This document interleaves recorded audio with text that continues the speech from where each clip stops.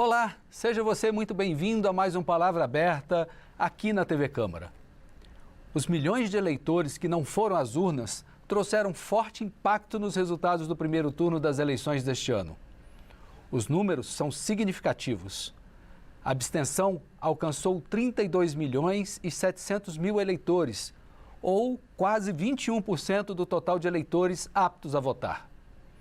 Uma das possíveis causas para este alto índice de faltas no comparecimento às urnas é a dificuldade do eleitor em chegar até as zonas eleitorais. Por isso, para este segundo turno, entrou em cena a figura do passe livre, ou seja, a gratuidade da passagem no transporte público coletivo.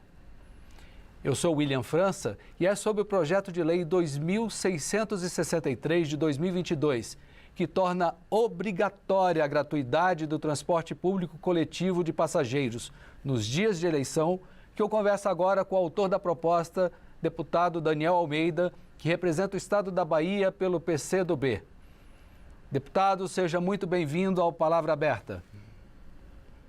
Eu que agradeço a oportunidade, William, para tratar de tema tão relevante e tão atual e agradecer à TV Câmara pela oportunidade de dar repercussão a esse debate.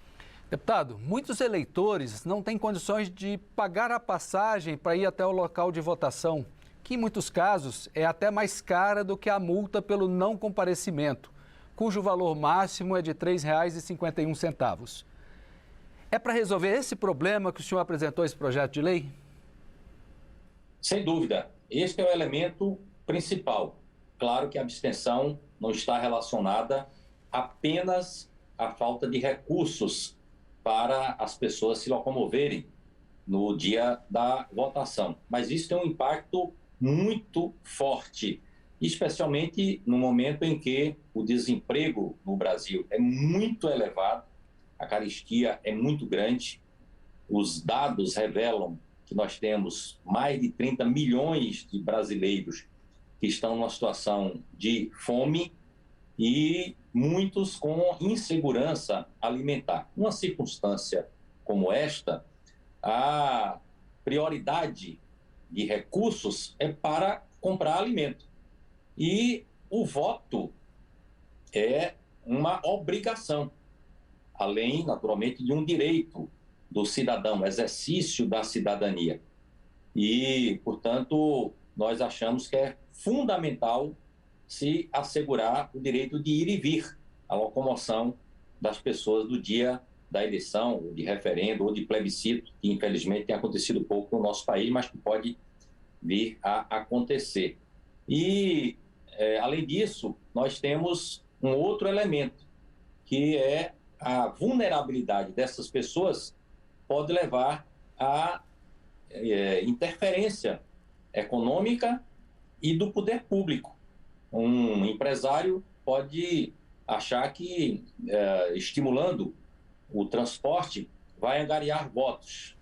Um prefeito ou um governador pode achar que, ofertando o transporte ou negando o transporte, vai interferir no quantitativo de votos que o seu município, o seu estado, possa ter para um ou outro candidato que ele apoie. Então, esse projeto também tem o objetivo de dar mais liberdade para a manifestação do eleitor e eliminar a interferência econômica ou interferência política na definição do voto. Até porque, deputado, essa questão de ofertar transporte no dia das eleições pode configurar como um crime eleitoral, não é isso? Pode configurar como crime eleitoral, sem dúvida alguma.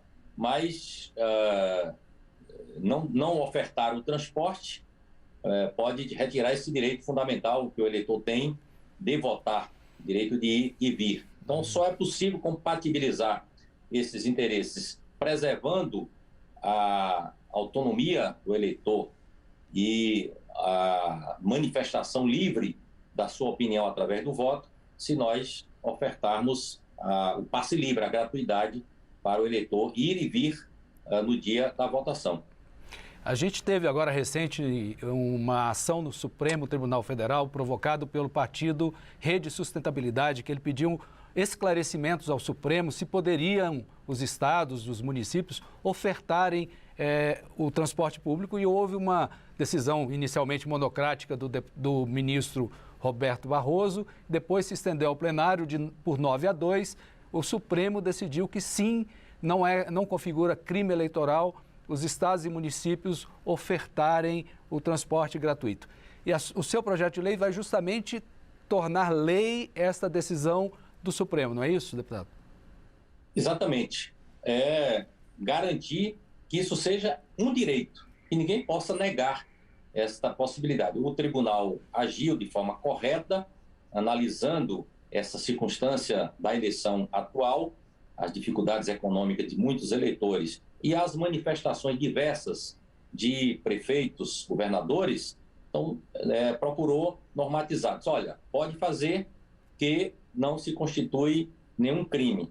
Só que, mesmo essa autorização do Poder Judiciário, deixa margem a que uns possam fazer e outros não. Um prefeito que acha que o seu candidato está em desvantagem na sua base eleitoral pode negar o transporte e os eleitores ficam impossibilitados de votar.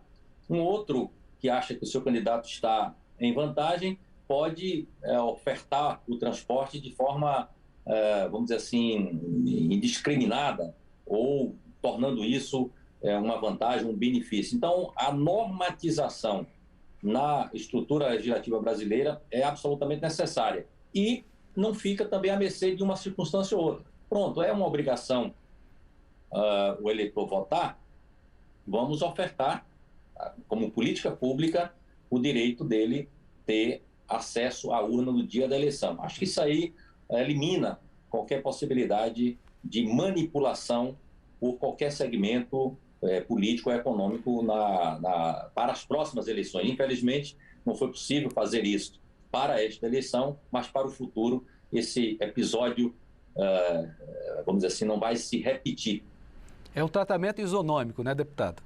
Eu tenho aqui alguns dados que, após essa decisão do Supremo, todas as 26 capitais dos estados brasileiros, além do Distrito Federal, irão ofertar o transporte gratuito, alguns por metrô, balsas, além dos ônibus, e ao menos, pelo levantamento do IDEC, ao menos 127 cidades em todo o país, sendo 6 no norte, 37 no nordeste, 25 no centro-oeste, 35 no sudeste, 24 no sul, também vão ofertar. Mas tudo isso por uma iniciativa e não por uma obrigação, como o senhor quer estabelecer no seu projeto, não é isso?